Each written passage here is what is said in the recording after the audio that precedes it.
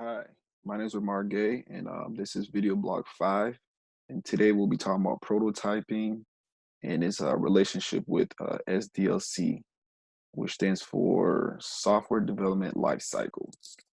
So, SDLC is a process which defines the various stages involved in development of software for delivering a high quality product.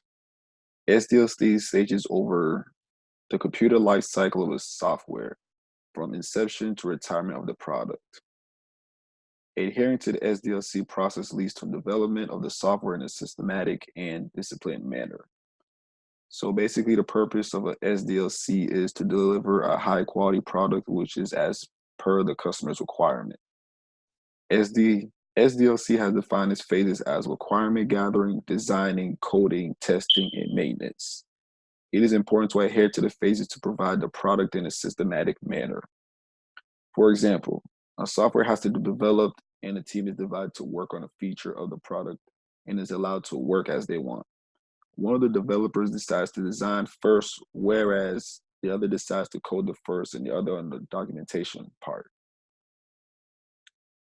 Without this would lead to project failure because of which it is necessary to have a good knowledge and understanding among the team members to deliver an expected product. So the SDLC basically represents the process of developing software. So as part of the phases, the first one is requirement gather analysis. Then you move on to the design. The next thing is implementation or coding. Next thing is testing. Then you have deployment, and last but not least, the maintenance. So in the first phase, you have requirement gather analysis. During this phase, all the relevant information is collected from the customer to develop a product as per their expectation.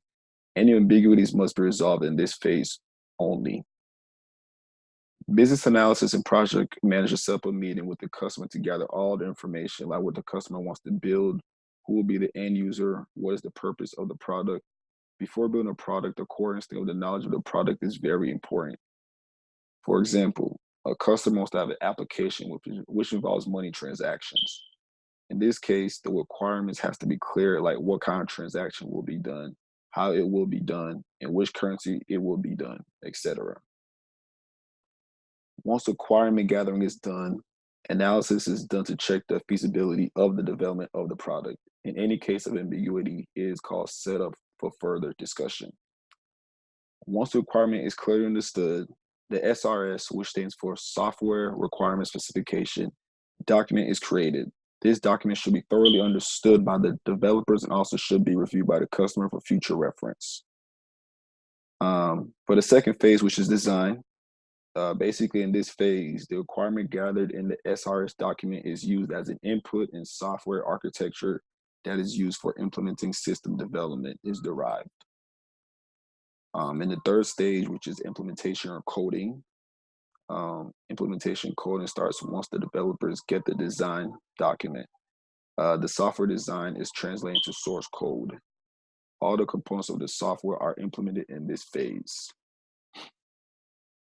And as for the fourth phase, which is testing, basically in this phase, testing starts once the code is complete and all the modules are released for testing. In this phase, the developed software is tested thoroughly and any defects found are assigned to developers to get them fixed. Retested regression testing is done until at point which the software is as per the customer's expectation. Testers refer SRS documents to make sure that the software is as per the customer's standard. As for the fifth stage, which is called deployment, in this phase, once the product is tested, it is deployed in the production environment or first. User acceptance testing, which is short for UAT, is done depending on the customer expectation. In the case of a UAT, a replica of the product environment is created and the customer along with the developers does the testing. If the customer finds the application as expected, then sign-off is provided by the customer to go live. And as for the last phase, which is called maintenance, in this phase, after deployment of a product or a product environment, maintenance of the product, if any issue comes up, it needs to be fixed. or any enhancement is to be done is taken care of by the developers. So basically, a software lifecycle models is a descriptive representation of the software development cycle. SDLC models might have different approach, but the basic phase and activity remain the same. So as for the models, like I said, we could talk about prototype. Basically, a prototype model is a model which the prototype is developed prior to actual software. So prototypes models have limited functional capabilities and inefficient performance when compared to the actual software. Dummy functions are used to create prototypes. This is a valuable mechanism for understanding the customer's needs. Software prototypes are built prior to the actual software to get valuable feedback from the customer. Feedbacks are implemented and prototype is again reviewed by the customer for any change. This process goes until the model is accepted by the customer. So basically, as a system analyst, generally there are two prototypes that are followed. And these two prototype methods are usually called system prototyping and also designed prototyping. So in system prototyping, basically produces a full featured working model of the information system. System prototype, that means all requirements is ready for implementation. Because the model is on track for implementation, it is especially important to obtain user feedback and to be sure that the prototype meets all requirements of users and management, like I said from before. And the next method would be called design prototyping. Systems analysts also have prototyping to verify user requirements, after which the prototype is discarded and implementation continues. This approach is called, like I said, design prototyping. Another name for it could be throwaway prototyping. In this case, the prototyping objectives are more limited but no less important.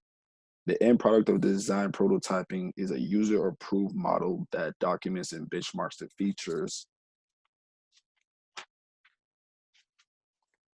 of the finished system. Design prototype makes it possible to capture user input and approval while continuing to develop the system within the framework of the SDLC, as I described earlier. System analysts typically use design prototyping as they construct outputs, inputs, and user interfaces. So obviously, when using a prototype, not everything goes accordingly. So there are also some pros and cons, and some trade-offs could be users and system developers can avoid misunderstandings.